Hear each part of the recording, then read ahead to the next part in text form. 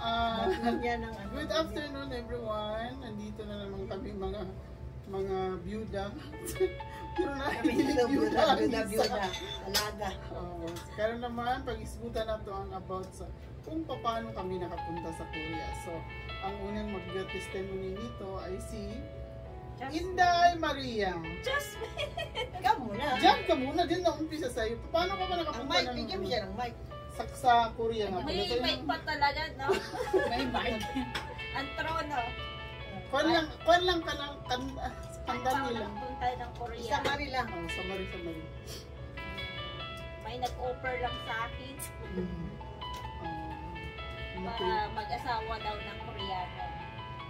So saan mo na-meet yung asawa mo? Sa Pinas na? Sa Pinas. Usod siya. Sa Pinas. Sa agency siyempre. Agency.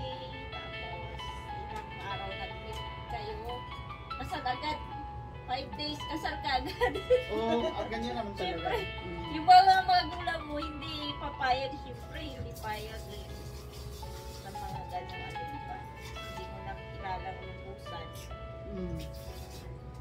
Bakit ka magpapakasal sa isang tao na hindi mo nakikilala? Ang hirap ng question nyo, te. Tapos pagkatapos noon, nagpakasal kayo sa Pinas, umuwi na, pumunta na kayo ng Korea na. Ano? Kayo ng kasal. New Year kami kinasal sa Pinas, tapos pagbalik niya dito, mga 3 months, napunta ng Korea. Then, dating ko ng Korea, akala ko maganda buhay. Ayun na naman ayun na tayo. Bakit nasabi mo yan? Yung pala, kalbaryo. Baka kalbaryo to, grabe talaga. Ikaw ang magtunpuro. Pero masaya ka rin kasi may mga anak ka. Kaya diba? Kumuha na lang ng lakas ng loob. Sa mga Ayoko na. Ako naman. Ikaw dyan, paano ka ba napunta? Sa palagay ko, masaya yung buhay mo. No? Ay, hindi. Ba't hindi? Ba't may hindi? Sige, pakinggan natin si Jasmine na naman. Nung dalaga pa kami, trabaho pa na ako sa Pilipinas sa Zamboanga. Nabusog ko eh. Yung kaibigan ko, siya, pumasok siya sa mga, navigation. Noon, nagsabi siya sa akin, ay, Jas, may kuya na gusto mag-asawa ng Pinay. Sabi ko, ay, may boyfriend pa ako. Sabi ko, kahit wala, sinabi ko mag-boyfriend ako kasi, di ba ako mahilig sa mga lalaki eh. Tapos, ayun, bawas lang ako ng trabaho ko. Tapos, meron talagang anghel na lumapit sa akin. Yung isa ko rin kaibigan, sabi niya, Jasmine, magsipuklaran tayo doon sa Korea. Sulungin natin yung kaibigan natin nandoon. That time, parang nabuboard na rin ako sa buhay. Kasi hindi man na silang mag-asawa, tapos ako nang naiwan. Hindi na kami magkaibigan pala. Pero nagtrabaho ka nung dalaga ka pa? Oo, dalaga. Nag-ipon ako tanong, parang ayaw sa tingin ko nga, parang ayaw na akong paasawahin ng mama ko. Pati ng pamilya ko kasi sweldo ko, wala ako ng pang sine, pang ulam, papasahe, yun lang. Sa kanila na yung sobra. Pati grocery, every Sabado ang salary namin that time. Ang ganda pang tao. Ang sarap ng pili pag every Sabado ang sweldo. Tapos ayun, may lumapit sa akin doon sa trabaho ko. Sabi ko, uy, may dito yung agency ng Korean daw. Gusto mag-asawa ko. Sabi ko, matakot man ako niya mag-meet pa. Sabi ko, gano'n. Samahan kita yun. Pero yung isa yung kaibigan ko rin. So, nakisama rin siya kasi meron din siya boyfriend na Korean. Ako wala pa. Parang nag-aano lang muna ako. Hindi pa ako nagsasabi sa mama-papa ko na may mga Koreano daw, gano'n. Pero mga ilang months na yan, iniwan na nila ako kasi papunta na sila ng Korea lahat. Sabi ko, mag-asama na kaya ako. Sabi ko gano'n. Sinasabi ako sa mama-papa ko. Sabi ng mama ko, nagalit yung papa mo, kabata-bata mo, asawa ka na kagad. Istrito pa naman yung papa mo. Pero wala pa yung Koreano noon? Wala. Tapos, sabi niya, Ma, nagpadala ng picture. Akala ko yung picture ng Koreano. Sabi ko, syempre, parang Amerika nga. Hindi ko talaga talaga alam na may snow dito. Tapos ayun, sabi ko lang, ang ganda ng damit niya, parang professional, gano'n, nakatoksido. Sabi ko parang ikakasal na siya, sinend niya sa akin pictures.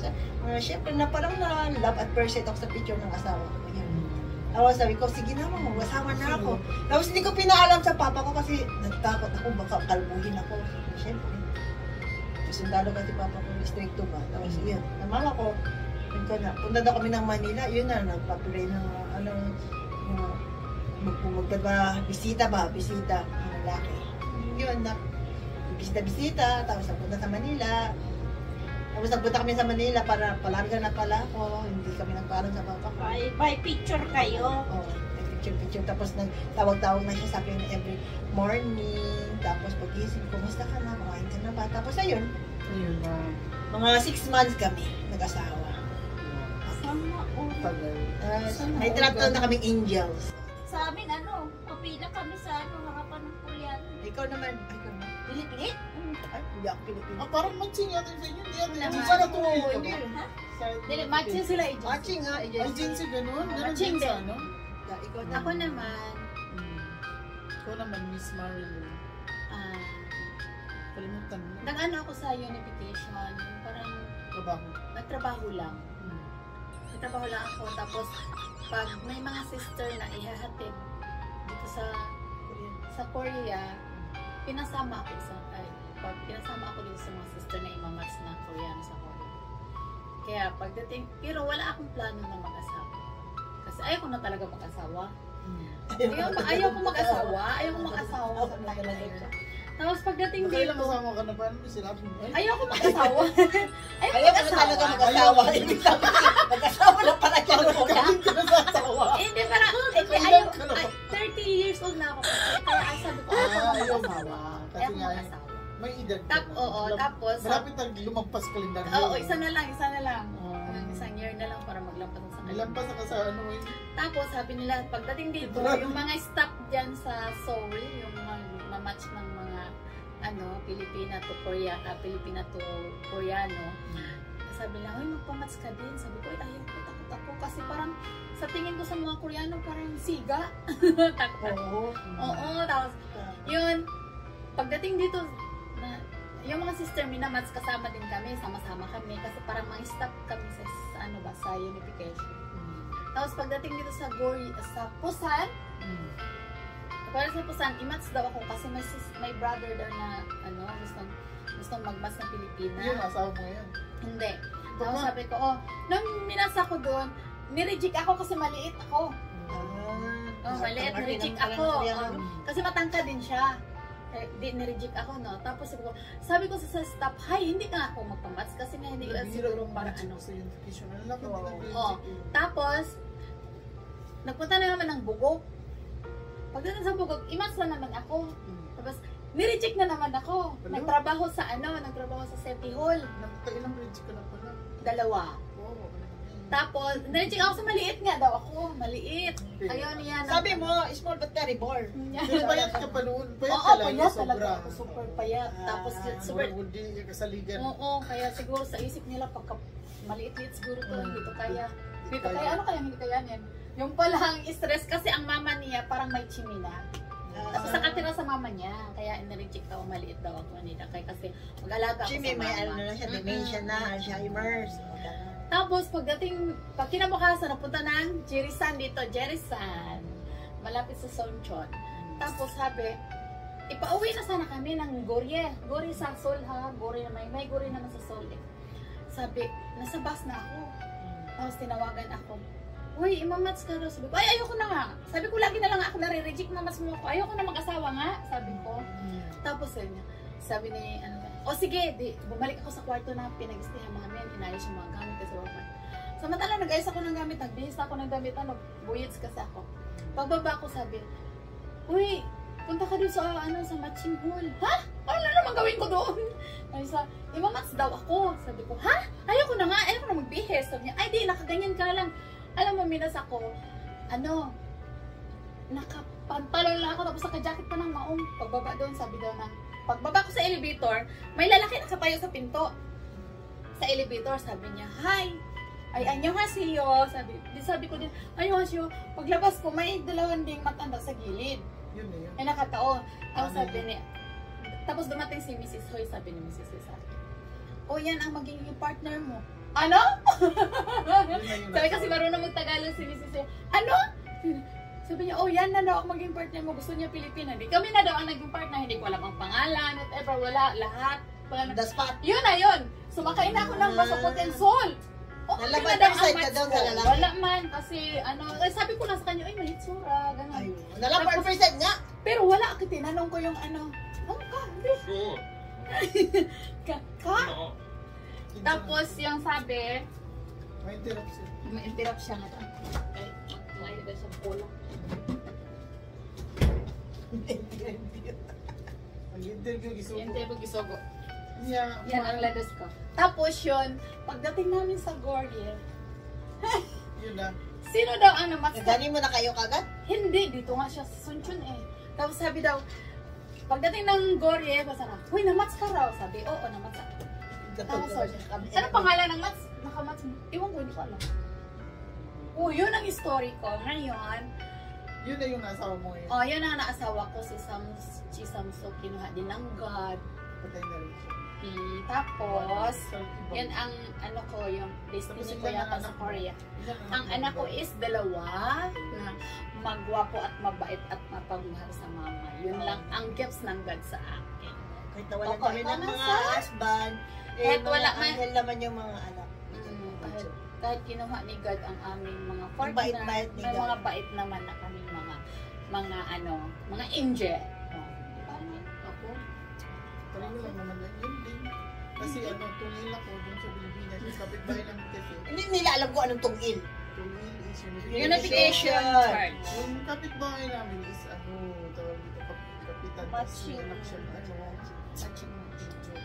May sa malaki at posisyon yung kulang. Tapos yun, sinasali niya talaga ako sa pag-match ng kaya isang araw, sumama ko sa Antipolo, papunta Antipolo. Nagbarko kami. Tapos yung dalawang borders namin ng mga estudyante, dinala ko pa yun sila. Tatlo kami. Tapos yun, na-match ako doon. Yun na, sabi ng Koreans ay okay daw. Okay din. Kaya, Alabat percent ka kagad sa Koreano. Gwapo kasi asawa niya. Kaya nga, niya, nakita ko nga. mabait kasi. Mabait, Yun lang sa akin. mabait. Pinipray ko yung mabait. Mabait naman siya pag hindi nakainom. Pero pag nakainom, may sarap sa pakindi. Hindi nagtrabaho. Tapos, yun na yun. Tapos, hindi pa ako napupunta dito kasi nagtrabaho ng 7 center. Tapos, mayroon nagkaroon ng isang problema. Kaya sabi ko, punta na kaya ako ng kuya. Sabi ko ng kaibigan, sige, punta ko. Pwede mo palang umuwi. Bumabalik. Sige. Yun, nung napunta ako dito, hindi naman pala pwede umuwi kasi ang hirap din mo. Kumahal na pamatay. Manila lang 4 hours travel. Tapos Yeah. hindi mo alam pa saan ka mapupunta hindi mo nga alam ang dito ang salita. Anak ko, inang bayan. Kasi yun lang yung alam ko noon. Naghirap. Kasi hindi rin ako nag-aral. Hindi ako nag-stay sa Tungil. Wala. Nadiretso ako nagpunta sa Korea. Kaya yun. So, nagtiis-tiis. Grabe Lalo na ako pagtiis. dito na match. Ha? Ikaw, iba yung kami sa Pilipinas kami na match. Tapos, yun, nagkaanak ko ng isang mabait. Pero wala na yung asawa ko kasi nga, dahil Mababait sa sobrang kabaitan, kinuha na nila agad. Nauna na siya, sabi niya babay, sabi ko okay, tsal ka. Pero marami nagsabi, no, bakit daw tayo nabiyuda agad kabata-bata natin? Dahil daw masama daw ugali natin. Hindi daw nila kaya yung mga ugali natin. Nabara na kayo na. Kaya may mga sakit sila kaya na nawala na sila. Ayun ang Hindi bahala. naman dahil sa atin yun. Ay, mga sakit na rin sila. Pre, Unang nag-asawa sa amin, hindi naman sila Ako nagsabi. 3 beses din ako napili. Ay, nayawan ko. Ay, Ikaw ang umayaw. Ay, ikaw pala Ako din, mapili. umayaw ako. Yes, Isang sila, beses yes, umayaw ako. Yan din eh, ayaw ko dyan. Inayawan ko. Yung una naman, Wala taga yung... Yung mga inayawan mo yun ang mga maganda. Oo, mga swerte. At Yung inawalan. una, napili Buti na lang hindi ayaw ako ang nag-ayaw. Oo, yan, Yung inayawan. dapat hindi. Talagang hindi. Ako ang Wala inayaw. akong Ah, balak bakit? na mag Guwapo, pangit. Okay naman, may itsura naman. Wala talaga ang balak ba mag Asawa? Oo. Ayun. Pinilit Parang na ano ako lang. ng ano. Tapos yung pangalawa, cameraman sa mga yung nag-taping. Sabi, tinanong Ay, ako, maganda yung napili cake. na Wala ako. ka sweldo, Yung hindi artista yun. ka na sa larang din. Napili na ako. Bakit, tinanong ako, bakit gusto Pangit? mo sa Korea ang ano? Ang sagot ko, gusto ko pumunta ng Korea para makapunta ko ng Japan. Mahanap ko yung tatay ko. Ano sa tawa Inayon ako. Sabi, wah, tuktok eh. Ano daw Dali yung naman ano. daw. Kalayo naman ang Japan, ay iba yung country yun. Mas Hanggang maano ngayon kasi mo dito ba ang nakita Japan papa mo? dito. Kasi Hanggang kaya ngayon, din pumasok naman ka nakita ng papa ano. mo? Mag-announce ka mga Facebook ngayon, mag-announce ka dito. Anong pangalan ng papa mo? May picture ka? Pakita mo dyan, oh, para maging sikat tayo. Ano yun? Pinoy or Japanese? Japanese nga? Oh my God! May lahi pala ito! Tingnan mo ang mata ni ate. Oo. Hindi naman Pinoy ang mata ni ate. Sinabi ng mama mo na Japanese papa mo. Ano naman? Hapon pala ire. Ikaw, lawa kang kapatid. Dalawa ka. Ano mo? Ay, Ay, dalawa kay te? Sana, hingi ng picture mama mo, hingi naman ang picture. pala yung mga anak niya. Maganda ay- pa lang, gusto Miss niya Tisa, sa ano? Eh, tingnan mo yung mga mata ng anak niya. So sa susunod, so hanggang dito na lang Insan. Bye-bye! Bye-bye! See you! Ano si ate? Wala, hindi kita. Ay, ate, dito ka nga! Ano? Magsalita ka ba? Ay, Malalapit yung camera sa'yo. Hi! hi! Sa sunod, Oh, sa pala sunod yung yung topic pagkaksalita. naman ni ano para naman Malayo sa akin, no? Sige, Alergy lang bye-bye! sa camera.